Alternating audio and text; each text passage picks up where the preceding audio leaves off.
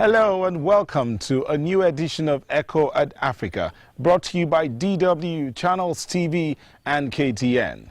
We bring you exciting environmental stories from all over Africa and Europe.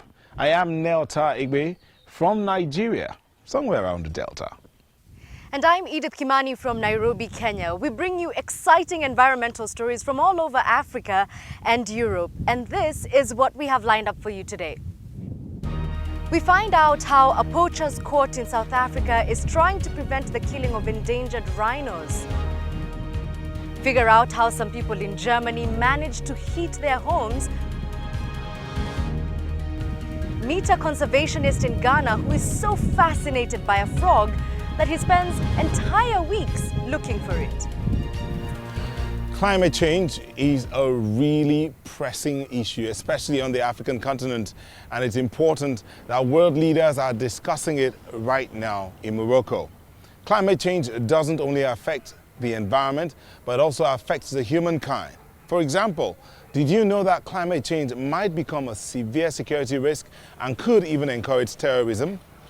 Nigerian Jacqueline Ferris and her foundation recently put together a documentary on climate change and the effects on Nigeria, that's her country. And this turns out to be a wake-up call for the audience.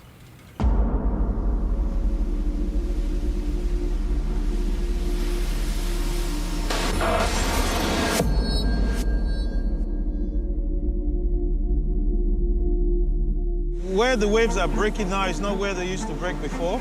The shoreline used to be at least 30 to 50 meters out. The water is washing in, it's coming with great current to wash out the Bonny Highland, and if something is not done promptly, this Bonny Highland will be washed out. The award-winning film Nowhere to Run was produced by the Ya Adua Foundation in Abuja, an NGO that focuses on social issues. Covering the issue of climate change from a Nigerian perspective was a key part of the concept. There was very little awareness about it, and there was definitely no policy making or any response to what we thought was a global threat. And we felt that if you had a documentary that it was in people's faces and told the story of climate change from a Nigerian perspective, that it would have that impact of raising awareness. The film shows that Nigeria is one of the countries most affected by climate change. Sea levels are rising, while Lake Chad is shrinking, and desertification is advancing rapidly. The title of the film, Nowhere to Run, highlights the fact there is no escape from the effects of climate change.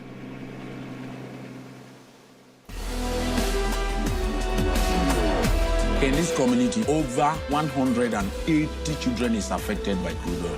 By inhaling the crude oil, it's gas. The gas flaring in Nigeria is the largest single contributor to CO2 in Africa. The only natural absorbent to these greenhouse gases is the plants, is the forests. The first part of the documentary is very depressing, but then when you get to the second part where we begin to highlight the solutions, then people begin to see that, there's something you could do. And I think that's what gives us hope, is that there is an opportunity to respond to the threats that we see. Solar and wind power combat Nigeria's energy shortage and at the same time provide clean energy that helps prevent further climate change. The producers of the film say their goal is both education and advocacy. I think what has been most gratifying to me is the response from Nigerian audiences. They've begun to make the connection between climate change and what is already happening in their local communities. Everything from desertification to flooding to rising sea levels to the shrinking of Lake Chad. In Africa, the expected temperature increase is far above the global average, and many paradises could soon be lost forever. So producing a film about climate change from an African perspective is crucial. Now we head to Southern Africa, home to the rhinoceros. Most of the world's rhino population is concentrated in Zimbabwe, Kenya, South Africa, and Namibia. But recently there's been a huge rise in killings. The global black market in rhino horn is now $1 billion business. Traders receive an estimated average of $60,000 per kilo. But while the battle against poachers is a difficult one, it is not hopeless.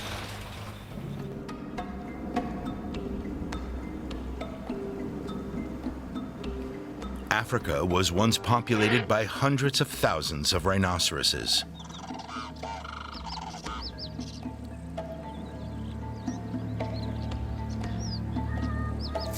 Africa's national parks have had to ramp up security because more and more poachers are heavily armed.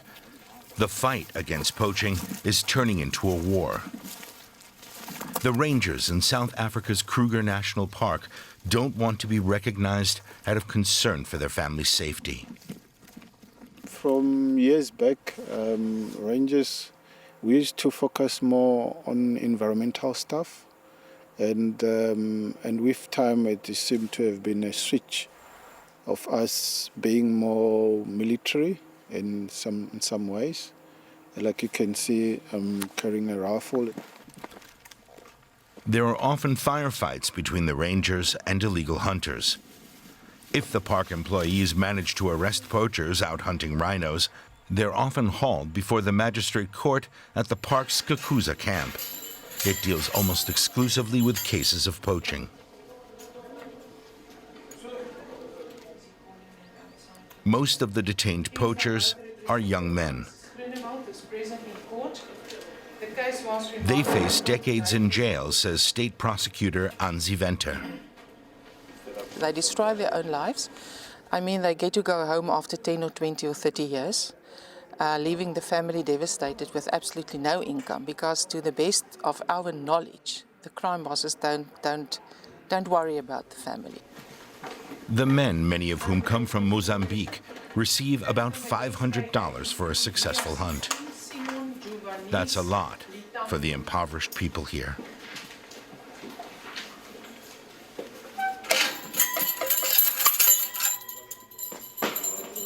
And it makes a huge temptation. Often the men spend all the money on a single weekend.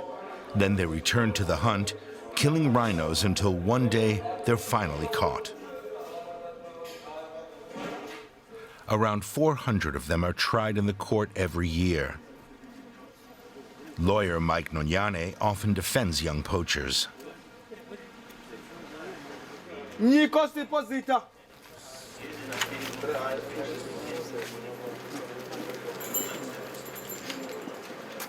The syndicates or the dealers, they can approach anyone. Looking at their educational background and their reasoning capacity, they tell them there's a lot of money. They don't tell them about the risk involved.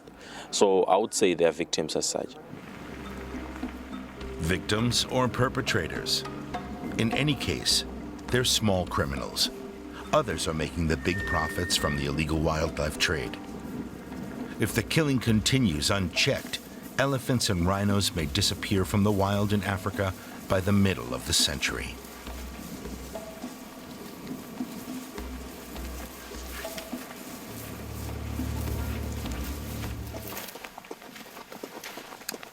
The rhinos are wiped out, and what's gonna follow?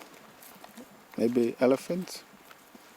And then one day there will be another order for lions, and then leopards. And then someday we'll be fighting each other for the last buck that will be left in this vast, huge of lands, which used to be called Kruger. And imagine in years to come, if you come back here, maybe in 30 years, and then you walk around this huge land, 2 million hectares, and then you don't find a single animal, what would it be like?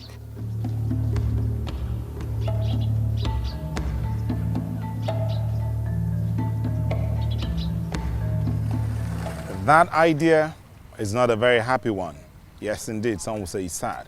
I hope the wildlife experts and authorities can come up with an efficient way of combating poaching and at the same time provide a better livelihood for the young people there.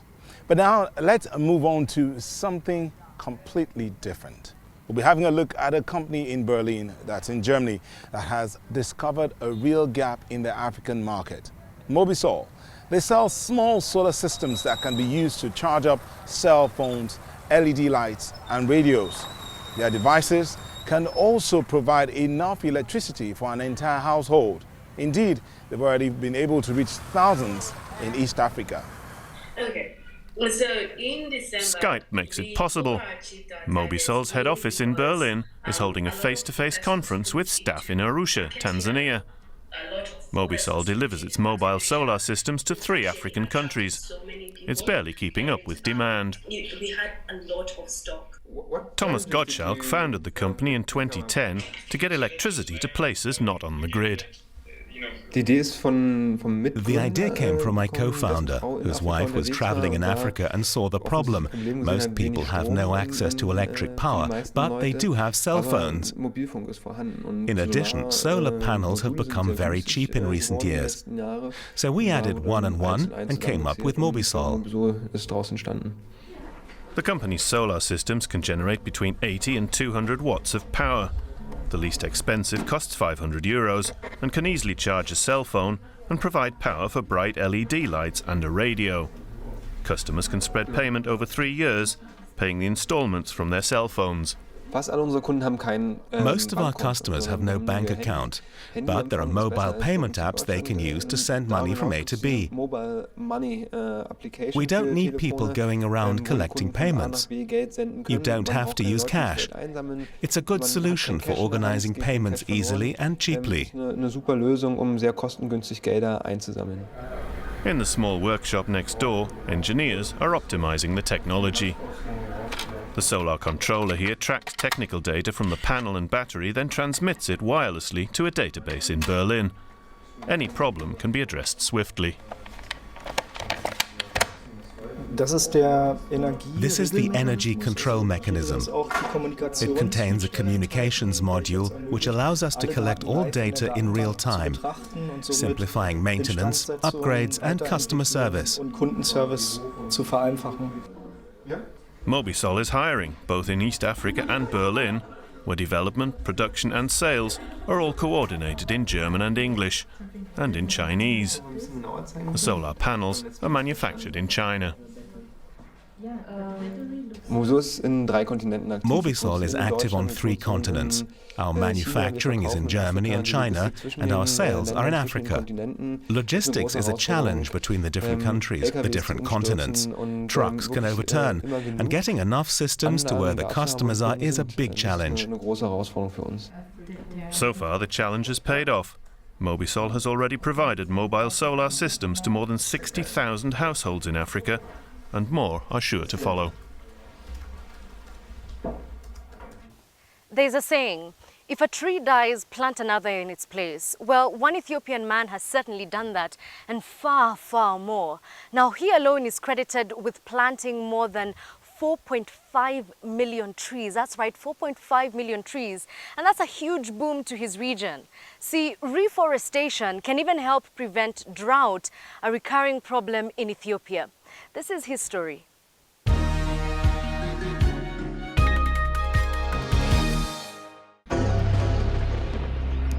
Ethiopia is on its way going back to green. The country is facing its worst drought in decades. And trees are important as they can store water for dry spells. But within the last 3 decades, Ethiopia has lost almost 50% of its forest. The country's population is growing, so people cut down trees to make space for fruits and vegetables. And the wood consumption for fuel is expected to rise as well. Johannes Gezor from Ethiopia has devoted himself to reforesting his country. He collects tree seedlings from local people and focuses on both indigenous and exotic species. So far, he's planted more than 4.5 million trees. And he's already inspired other groups to do the same. Do you like that? If you're also doing your bit, tell us about it. Visit our website or send us a tweet. #DoingYourBit. We share your stories. let's go back to Europe. Their winter is on the doorstep and temperatures are dropping, so people are starting to heat their homes. Now that usually requires quite a bit of energy, as you can imagine. Heating fuel or electricity isn't just costly, it also impacts the environment. But Neota can tell us more about one possible solution to this problem. That's right, Edith. In the south of Germany, people have come up with an answer to their heating problems. They've built a settlement of zero-energy buildings. These houses don't use any more energy than they produce, and it's still a pleasant 20 degrees inside. That's fantastic for the environment. Let's have a look at how this works.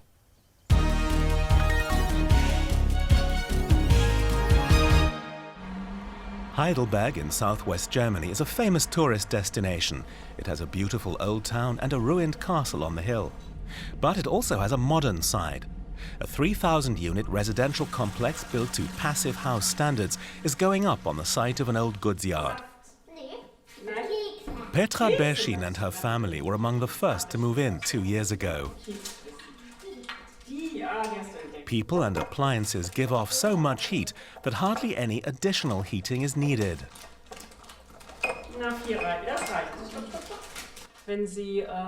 In a badly built house, or if you have single glazed windows or patio door, there'll always be a draft around your feet, or you feel it in your neck and back, and the floor will be cold. Your feet feel the cold first. That just doesn't happen in a passive house. Once you've got used to it, you can't imagine living anywhere that's poorly insulated.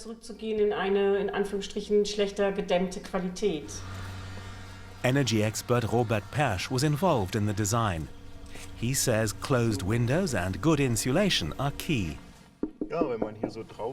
If you knock on the wall, you hear that there's no masonry just behind the surface, but a lot of insulation. About 30 centimeters thick, usually made of styrofoam. Then it's coated with insulating stucco. The windows and patio doors have triple glazing. And there's a good ventilation system that keeps the air circulating. Nowadays, it's easy to build homes to passive house standards, off the rack, so to speak. Non-residential buildings are harder. There you have to take a closer look at the use and come up with a tailor-made solution. It's more of a challenge for everybody involved. For example, the local kindergarten. And an office building still under construction. Sometimes they'll be empty, other times full. The ventilation, heating and cooling system has to cope with the fluctuations. Further south in Ravensburg stands the world's first museum built to these exacting standards. You can feel the air is really good here. The atmosphere is great. People like to spend time here. The temperature doesn't vary wildly as it would with a conventional air conditioning system. Art lovers feel good here, and curators are fascinated by the innovative technology.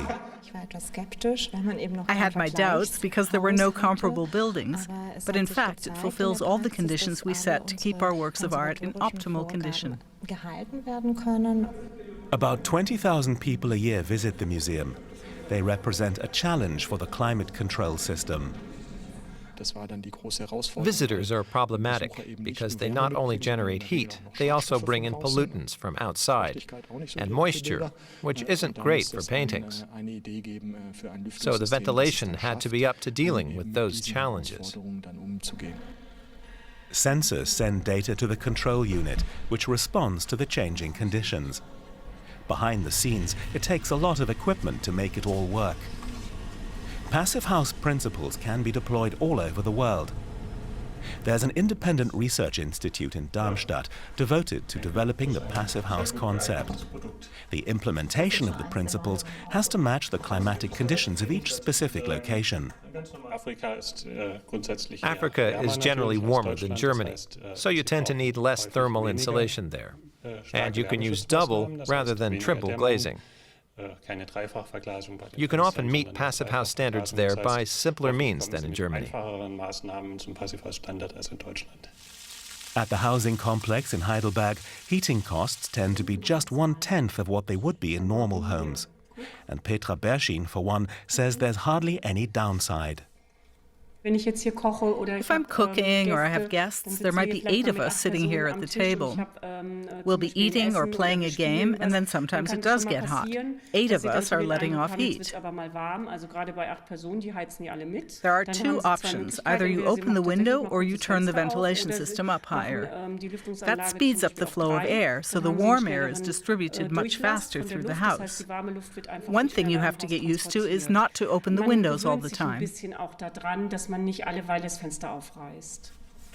And in summer, it's important to keep sunlight off the windows so the interior doesn't heat up too much.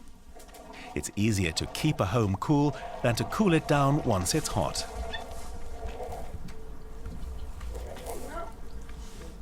Next, we go to Ghana. Here in the Sui River Forest, conservationists are working hard to protect wildlife. Our reporter met a biologist who is quite crazy about frogs. Sometimes he spends weeks searching for them. His aim is to recreate a habitat where local animals can thrive, especially his favorite one, the giant squeaker frog.